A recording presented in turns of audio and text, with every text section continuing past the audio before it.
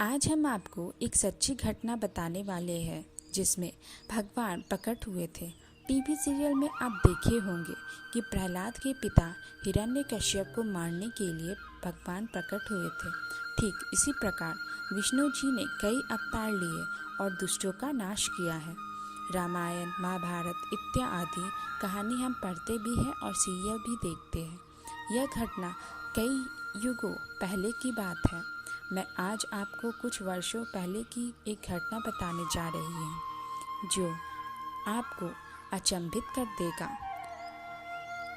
आपको सोचने पर विवश कर देगा कि वास्तव में भगवान है। एक गांव में एक बहुत ही साधारण व्यक्ति रहता था। उसे भगवान पर अटूट भरोसा था।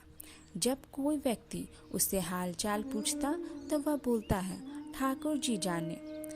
उस गांव में एक ठाकुर जी का मंदिर था। उन्हें उन पर पूरा विश्वास था। उन व्यक्ति के 2 पुत्र और 1 पुत्री थी। जब पुत्री की शादी किया तो उस साधारण व्यक्ति ने साहूकार से कुछ कर्जा लिया था। कुछ समय बाद दोनों पुत्र ने पिता को बोला है, यह लो पैसे और साहूकार को देकर कर्ज से मुक्त हो जाओ। उस व्यक्ति ने जाकर साहूकार से कहा, यह लीजिए साहूकार जी, आपका मूलधन और ब्याज, और मुझे अपने कर्ज से मुक्त करा दीजिए। साहूकार ने एक पेज पर लिख दिया कि आपका पूरा कर्जा ब्याज सहित प्राप्त हुआ, आप कर्जा से मुक्त है। साहूकार ने उस व्यक्ति से पूछा, इस पर क्या लिखा हुआ है? उस व्यक्ति ने कहा, मैं तो अनपढ़ हूँ, जो लिखा है वह ठाकुर जी जाने। साहूकार समझ गया कि व्यक्ति बहुत सीधा है। उसके मन में लोभ आ गया। साहूकार ने उस व्यक्ति को कहा, अंदर जाकर 1 गिलास पानी लेकर आओ। इस बीच में साहूकार ने उस पर्ची को हटाकर एक पर्ची लिख दिया कि अभी मेरा कर्जा बाकी है। अंदर से व्यक्ति आया और पर्ची लेकर चला गया। कुछ दिन बाद साहूकार पैसे मांगने पहुंच गया। उस व्यक्ति ने कहा कि यह बात गलत है, मैंने आपको पैसा दे दिया है। मामला कोर्ट में चला गया। कोर्ट में व्यक्ति को बुलाया गया। व्यक्ति जोर जोर से रोने लगा और बोला कि ठाकुर जी जानते हैं कि मैंने उसको पैसे दे दिया। जज साहब ने पूछा, कोई गवाह है जिसने आपको साहूकार को पैसे देते देखा था? उसने कहा, हाँ, ठाकुर जी है। ठाकुर जी ने मुझे पैसे देते हुए साहूकार को देखा था। जज साहब ने कहा, ठाकुर जी को बुलाया जाए। पुलिस वालों ने उस गांव में जाकर लोगों से पूछा, ठाकुर जी नाम का कोई व्यक्ति इस गांव में है? उसे कल कोर्ट में आना पड़ेगा। गांव वालों ने कहा, ठाकुर जी नाम का कोई भी व्यक्ति इस गांव में नहीं है। ठाकुर जी का मंदिर है। अब भगवान कैसे कोर्ट में पेश होंगे?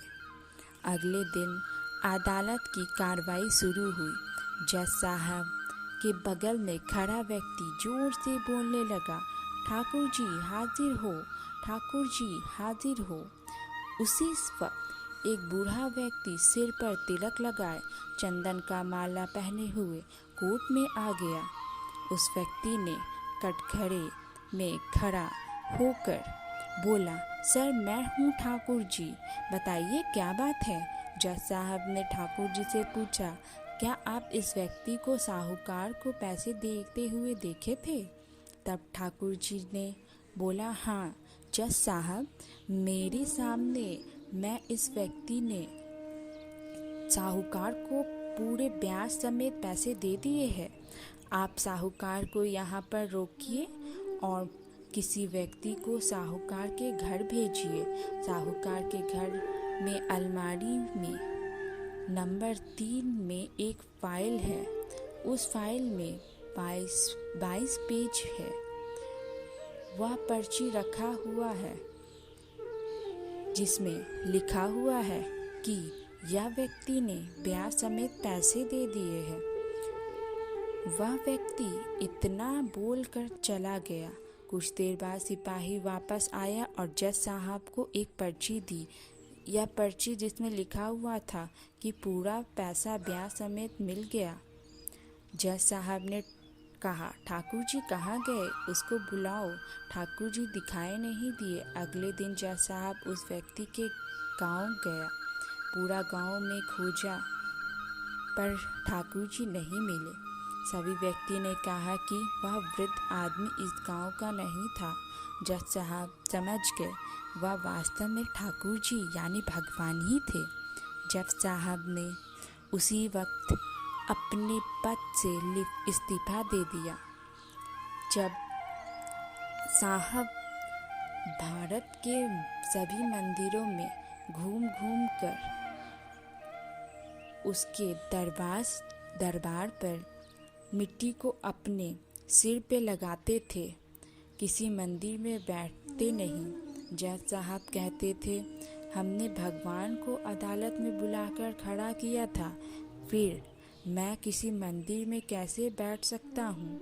इस तरह जज साहब काफ़ी बदल गए। यदि आपको भगवान पर भरोसा है, विश्वास है, तो वह ज़रूर आपके बुरे वक्त में काम आएंगे। इसलिए आपको सदैव भगवान पर विश्वास रखना चाहिए। अपना विश्वास बनाए भी रखना चाहिए।